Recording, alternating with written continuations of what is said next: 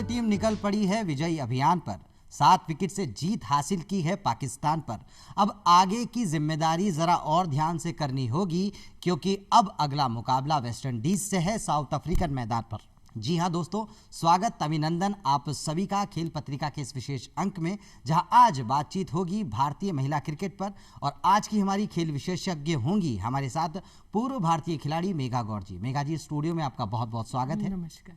और भारतीय टीम ने जिस तरह से पाकिस्तान पर जीत हासिल की है और सेकंड हाईएस्ट चेज जिसे हम कहते हैं वो करके दिखाया, इतिहास के पन्नों में अपना नाम अमर किया है। हम आपसे यही जानना चाहते हैं कि सबसे पहले हम आपका वो रिएक्शन देखना चाहते हैं, क्योंकि पाकिस्तान से जीतना अपने आप में बहुत बड़ी बात होती है। कैसा लग रहा है? एक अलग ही मेंटल प्रेशर होता है, वो मेंस टीम हो चाहे विमेंस टीम हो, लेकिन हमारी टीम ने बहुत अच्छा किया।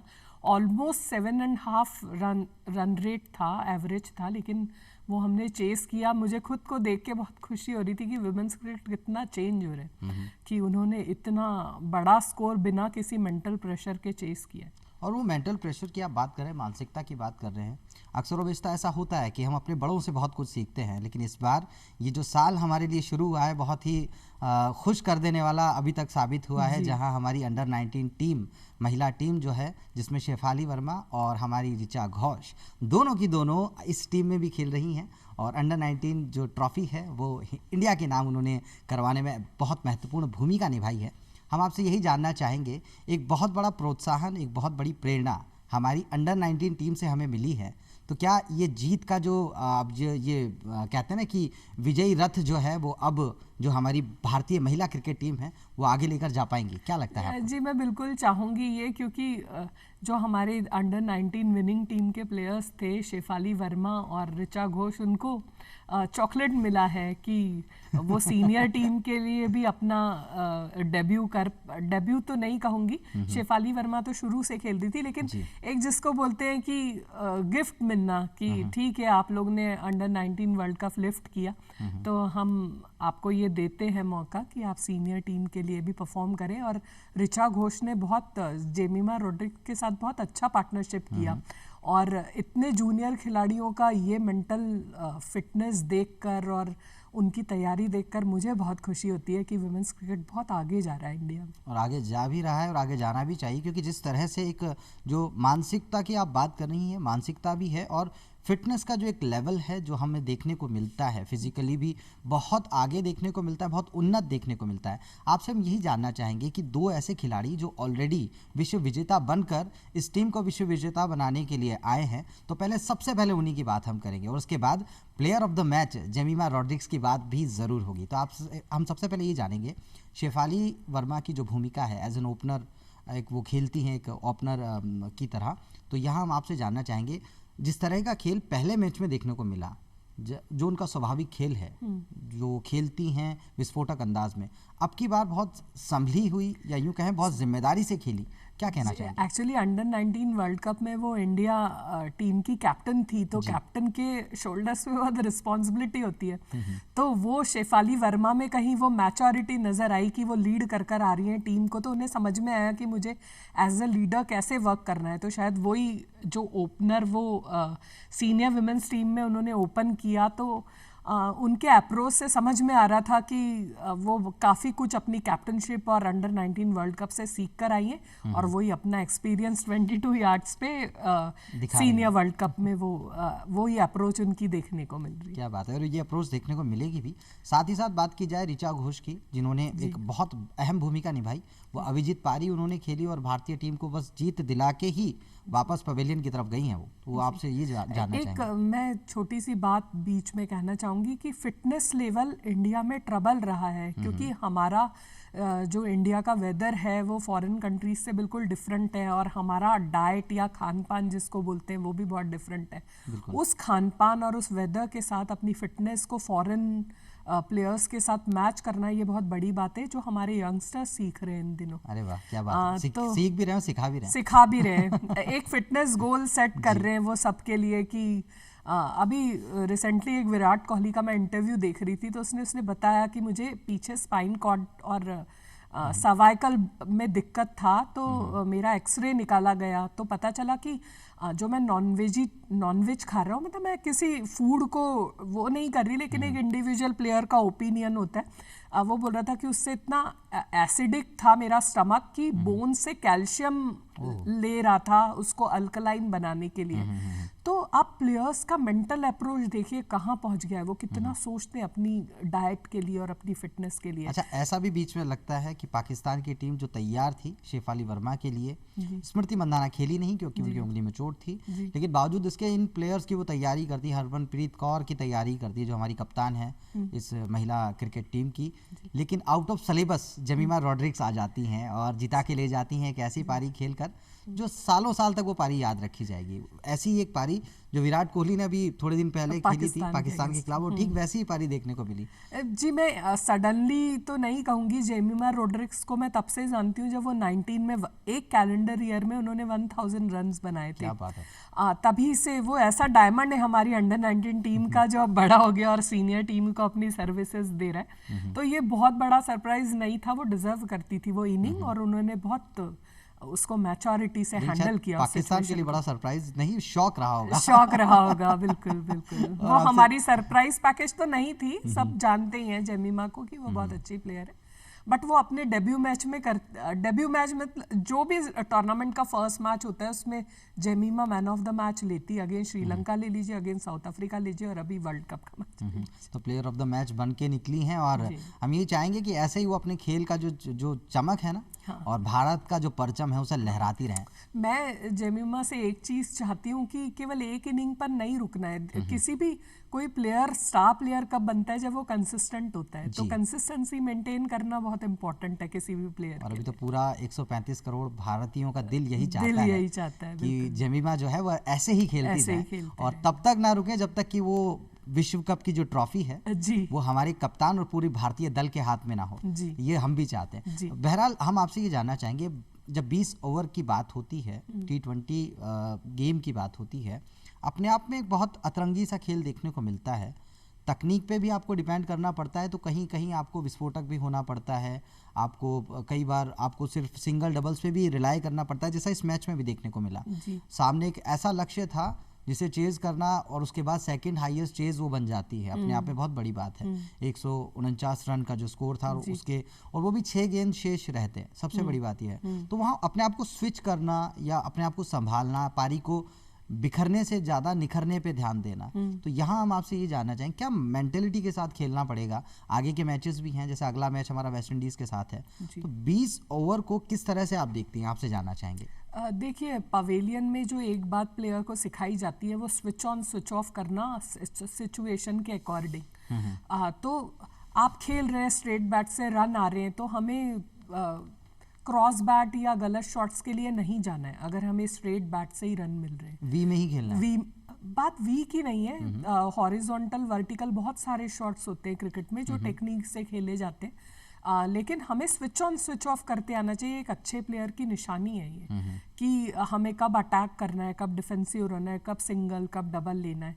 तो वो प्लेयर उस लेवल पर खेल रहे हैं तो उनको पता होता है कि हमें क्या करना है, फील्ड के अकॉर्डिंग, उसके अकॉर्डिंग। ये सब फ्रैक्शन ऑफ सेकंड्स के डिसीजन होते हैं जो प्लेयर सीख जाता है 22 गज पर टाइम बिताते बिताते कि हमें क्या करना। सही बात है। यहाँ एक बात और जो काबिले गौर है वो ये कि हम अभी जो और खिलाड़ी उनकी बात तो करेंगे ही, हमारी बेंच स्ट्रेंथ भी बड़ी मजबूत है। स्नेह राणा जैसे खिलाड़ी भी बेंच पे मौजूद है, तो अपने आप में बाकी खिलाड़ी कैसा प्रदर्शन कर रहे हैं एक बड़ी बात है। जहां आपकी स्टार प्लेयर स्मृति मंधाना चोटिल है, बावजूद उसके आपकी टीम उनकी कमी कहीं तक आपको खलती ही नहीं है, ऐसा कुछ दिखाई पड़ता है। हालांकि वो बहुत जल्द फिट होंगी और अगले मैचेस में हमें खेलती हुई दिखाई दे सकती हैं, लेकिन आपसे यही जानना चाहेंगे कि एक पर्टिकुलर प्लेयर पर रिलाई करना, एक टीम, अगर मैं टीम कॉम्बिनेशन की बात करूं तो शायद एक प्लेयर के साथ भी नाइंसाफी होती है और वो प्रेशर भी बिल्डअप होता है, जैसा हमें अमूमन गेम्स में देखने को मिलता है। इसके बारे में आपकी क्या राय है?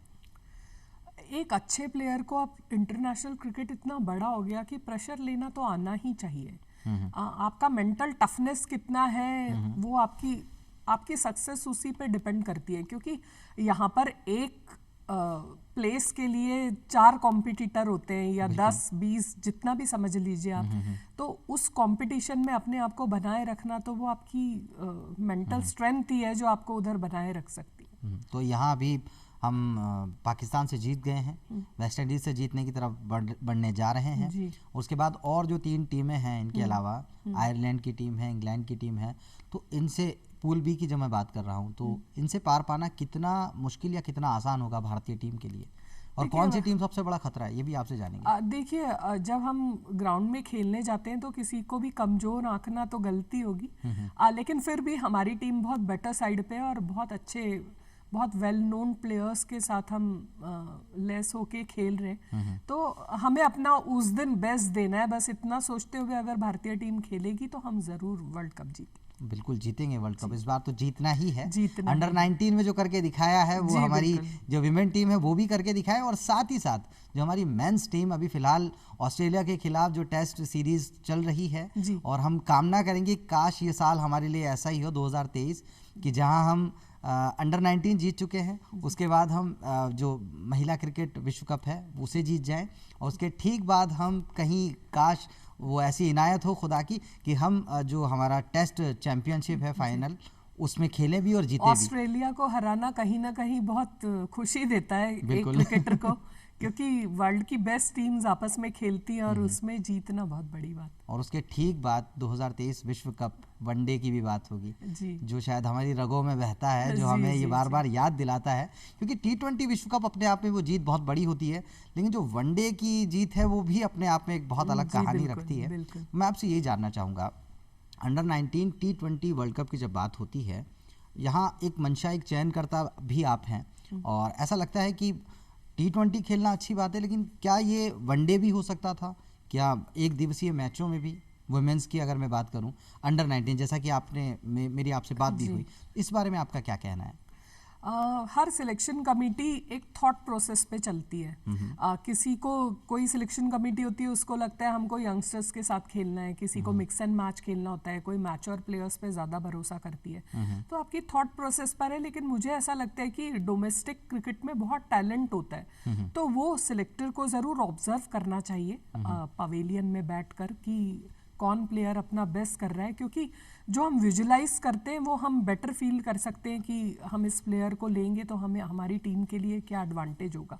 तो मुझे ये लगता है एज अ सिलेक्टर कि हमें अच्छे ऑब्जर्वर होना चाहिए, और उसके बाद हम उसको विजुलाइज करके देखेंगे तो और बेटर होगा कि उस प्लेयर को हम सिलेक्ट कर सकते हैं या नहीं कर सकते। अक्सर ये सवाल पूछा जाता है कि कौन सा टीम कॉम्बिनेशन सबसे अच्छा है, तो जवाब ये मिलता है कि जो जीत जाए वो सबसे अच्छा है। जी बिल्कुल। लेकिन अगर तकनीकी रूप से बात की जाए तो कई बार ऐसा होता है कि जब हम खेल की बात करते हैं, हमारे पास जैसा कि हम हमेशा से सोचते हैं कि 7 बैट्समैन होनी चाहिए, 4 बॉलर्स होने चाहिए और एक ऑलराउंडर, अगर उसके बीच में जो बैट्समैन बैटिंग ऑलराउंडर हो हमारे पास, तो एक पर्टिकुलर एक बहुत अच्छा कॉम्बिनेशन उसे माना जाता है। भारतीय विमेन जो टीम है अभी फिलहाल, वो शायद ऐसे ही एक पूरे के पूरे एक पैकेज में है, लेकिन कहीं ना कहीं झूलन गोस्वामी जी जो कि एक बहुत लेजेंड स्टार प्लेयर रही हैं, एक फास्ट बॉलर, क्या उनकी कमी खलती है? क्या आपको लगता है? बिल्कुल खलती है। मुझे ऐसा लगता है झूलन के बाद हमें ऐसा कोई फास्ट बॉलर मिला ही नहीं जो हमें अच्छे ब्रेक थ्रूज दिलवा सके।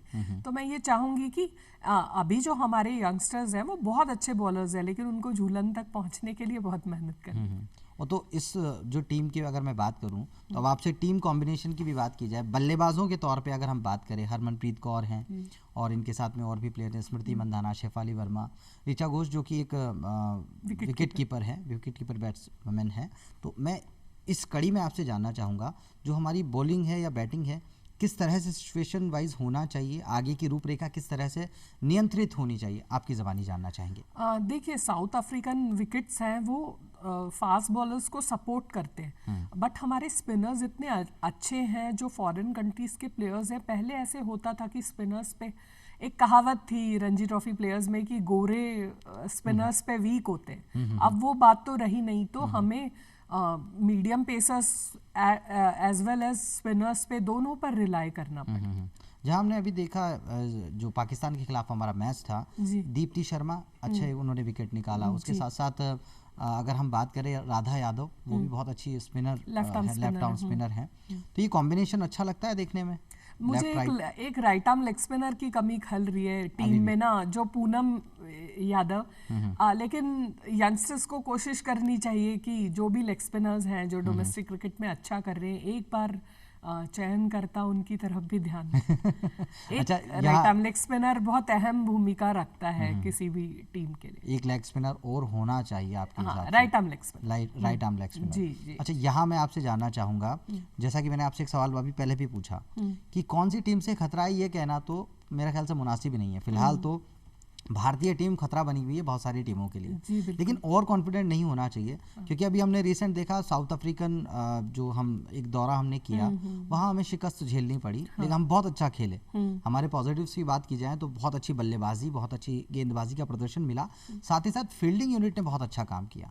और यही अगर मैं बात करूँ विश्व कप की, तो फील्डिंग की आपको कितना, क्योंकि एक हर प्लेयर बल्लेबाजी नहीं कर सकता, हर प्लेयर गेंदबाजी नहीं कर सकता, लेकिन फील्डिंग हर प्लेयर को करनी है जी। तो यहाँ फील्डिंग की जो भूमिका है आपकी नज़र में, एक चयनकर्ता के तौर पे भी मैं पूछना चाहूँगा और एक दर्शक के तौर पे भी, आपको क्या लगता है कितना फील्डिंग को कितना और मजबूत आप आंकती हैं, या ये फील्डिंग से आप सेटिस्फाइड हैं? जी देखिए, मैंने पाकिस्तान और इंडिया का जो फर्स्ट मैच हुआ वो देखा था, तो ग्राउंड में ग्रास थोड़ा बड़ा था, तो ट्रैवल बॉल धीरे कर रहा था, तो आपको बाउंड्री पर खड़े होकर बॉल का वेट नहीं करना है, आपको एंटिसिपेट करना है, बॉल पे जाके अटैक करना है, उससे हम सिंगल्स डबल बचा सकते हैं।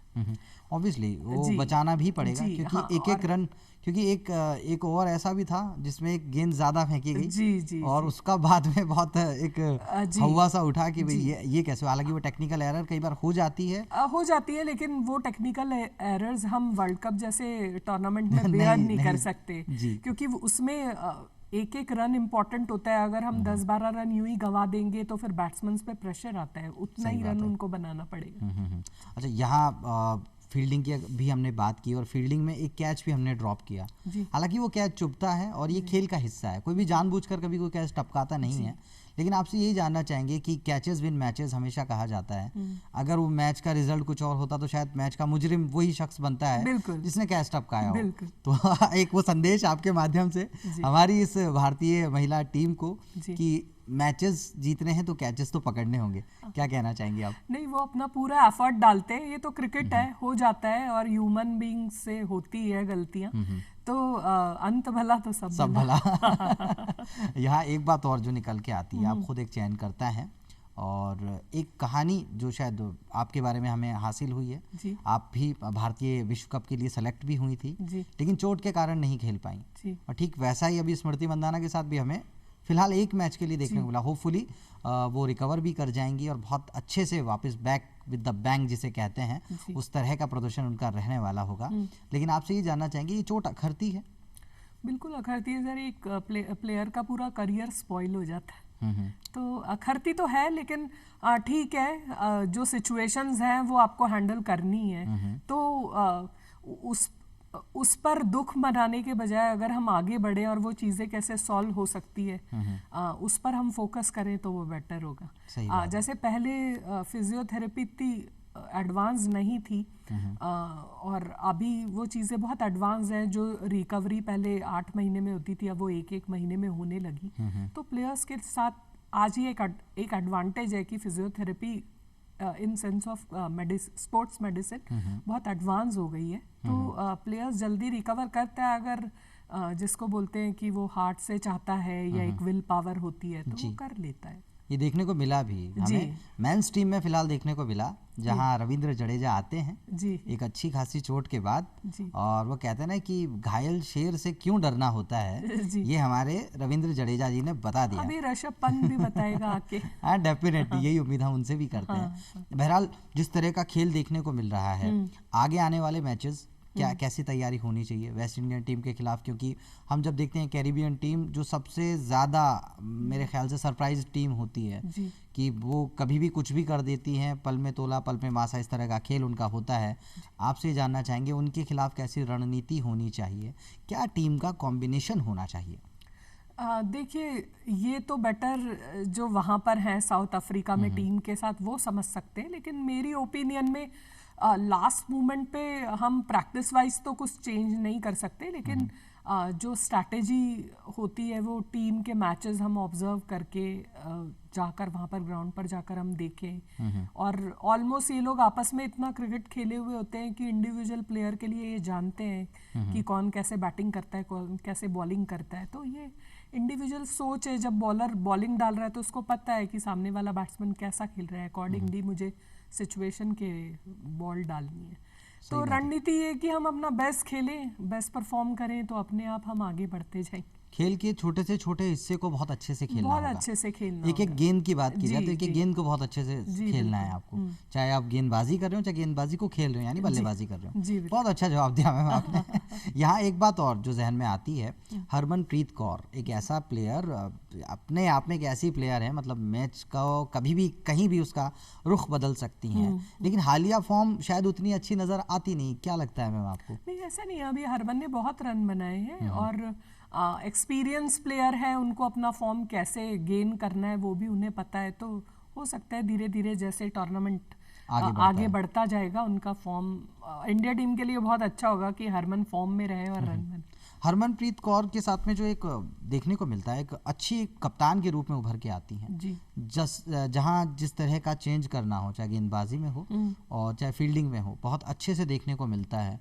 और वहीं कहीं ना कहीं ये कहते हैं ना कि एक खिलाड़ी अच्छा वो नहीं होता जो खुद अच्छा खेल सके, ऐसा भी हो कि दूसरों को अच्छा खिला सके। एक अच्छी पोजीशन पे देखने को भी मिला हमें। यास्तिका भाटिया ने ओपनिंग की और हालांकि पूरे टीम प्रबंधन का ये डिसीजन रहा होगा स्मृति मंदाना की एब्सेंस में उन्हें खेलना चाहिए, लेकिन बहरहाल आप कितनी सेटिस्फाइड थी उनके ओपनिंग से कि वो ठीक था या आगे उसमें और आप बेहतर चाहते हैं कि नहीं? यास्तिका भाटिया को मैं पिछले 4-5 साल से डोमेस्टिक क्रिकेट में बहुत रन बनाते हुए देख रही हूँ। She is a left hand batswoman, तो वो बहुत अच्छा कर रही हैं। और मैं ये चाहती हूँ कि स्मृति मंदाना के एब्सेंस में अगर उनको ये मौका मिला है तो ज़रूर भुनाएं और टीम में अपनी जगह पक्की कर लें, जगह पक्की कर लें, क्योंकि वो यंगस्टर हैं और अच्छा बैटिंग कर रही हैं। और बीइंग अ लेफ्टी, मुझे चाहिए होते हैं टीम कोई भी लेफ्टी बैट्समैन, मैं भी लेफ्टी बैट्समैन थी इसलिए मुझे अपील करता है कि एक सॉफ्ट कॉर्नर होता है। जी, जी, जी। तो मैं चाहती हूँ कि यास्तिका भाटिया बहुत अच्छा परफॉर्म करें स्मृति के एब्सेंस में और अपना टीम में जगह बनाए, और वो लेफ्ट राइट का जो कॉम्बिनेशन है उसे भी मुकम्मल करें ओपनिंग के लिए। बहुत फील्ड डिस्टर्ब होती है, बहुत सिंगल डबल आप देखिए। लेफ्ट हैंडर के लिए पॉइंट कुछ और होगा, स्क्वायर लेग कुछ और होगा, राइट हैंडर के लिए फील्ड अलग होगा।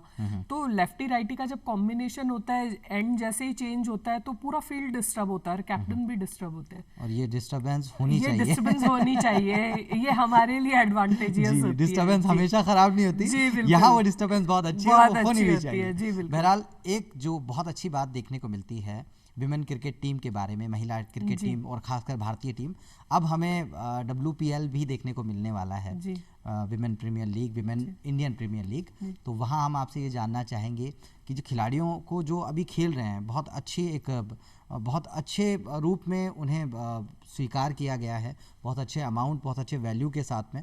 तो यहाँ मैं आपसे ये जानना चाहूँगा, स्मृति मंदाना जो कि सबसे हाईएस्ट बिडिंग जिनके लिए रही और वो डिज़र्व भी करती हैं, उनके अलावा इंडिया के लिए ही रॉड्रिग्स जो हैं उनको भी बहुत अच्छी बिडिंग के साथ में लिया गया, शेफाली वर्मा को लिया गया। तो जो ऑलरेडी टीम विश्व कप खेल रही है उनको इससे जिम्मेदारी बढ़ेगी या उनका आत्मविश्वास और बढ़ेगा? आपकी ज़बानी देखिए, उनसे तो मैं मिली नहीं और मेरी बात भी नहीं हुई उन प्लेयर्स से, लेकिन उनको ऐसे देख के हमें ज़्यादा खुशी हो रही है कि विमेंस क्रिकेट इतना इम्प्रूव कर रहे हैं। और ये तो अभी शुरुआत है, धीरे धीरे जो डोमेस्टिक क्रिकेट में बहुत अच्छा प्लेयर्स कर रहे हैं उनका परफॉर्मेंस देखकर उन्हें भी आगे WPL में मौका मिलेगा। तो मेरे हिसाब से एक बोलते ना, एक अच्छे प्लेयर को एक लॉन्च पैड की जरूरत होती है, बड़े मंच की जरूरत होती है जो प्लेयर्स को मिल रहा है। और मुझे लगता है कि आने वाले टाइम में विमेन क्रिकेट बहुत बड़ा होगा। मैं देख पा रही हूँ एज अ विजनर, मैं देख पा रही हूँ कि विमेन्स क्रिकेट बहुत बड़ा। और सबसे बड़ी बात यह है, जैसा कि अक्सर व बेशतर यहाँ बैठे एक्सपर्ट्स ने कई बार कहा है, रोहित झलानी जी ने कई बार कहा है कि जब वो ड्रेसिंग रूम आप शेयर करते हैं एज ए डोमेस्टिक प्लेयर, आप इतने बड़े बड़े प्लेयर्स के साथ ड्रेसिंग रूम शेयर करते हैं, बहुत सीखने को इंटरनेशनल प्लेयर्स के साथ में, तो बहुत कुछ सीखने को ऑब्वियसली मिलेगा। मिलता है, बिल्कुल। तो यहाँ ये तो हमें बिल्कुल काबिले गौर ये बात रखनी होगी। और बहरहाल उन खिलाड़ियों का आत्मविश्वास बढ़ेगा और जिसके बूते हो सकता है कि भारतीय टीम एक और एडवांटेज ले ले और वो शायद खेल और निखर कर आपको दिखे। निखर कर आएगा। उनको इंटरनेशनल एक्सपोजर जरूरी है। जो इंटरनेशनल एक्सपर्ट्स हैं जो अभी WPL में सारे टीम्स के साथ जुड़े हैं, उनके साथ अपने उनके अनुभव लेना और फिर अपने साथ वाले जो जूनियर्स हैं उनमें वो ट्रांसफ़र करना बहुत बड़ी बात होगी। बहुत मैं देख पा रही हूँ कि विमेंस क्रिकेट इंडिया में आने वाले टाइम में बहुत बड़ा होने वाला है। जिसे एक आम भाषा में हम कहते हैं काया पलट सा कुछ नजर आने वाला है। IPL ने मेंस क्रिकेट का काया पलट किया, विमेंस क्रिकेट का काया पलट। हालांकि BCCI से मर्जिंग के बाद खिलाड़ियों को एक जय शाह ने बहुत अच्छा डिसीजन लिया कि मेंस और विमेंस क्रिकेट की मैच फी बराबर होनी चाहिए। तो हम अप्रिशिएट ही करेंगे कि BCCI विमेन क्रिकेट के लिए इतना।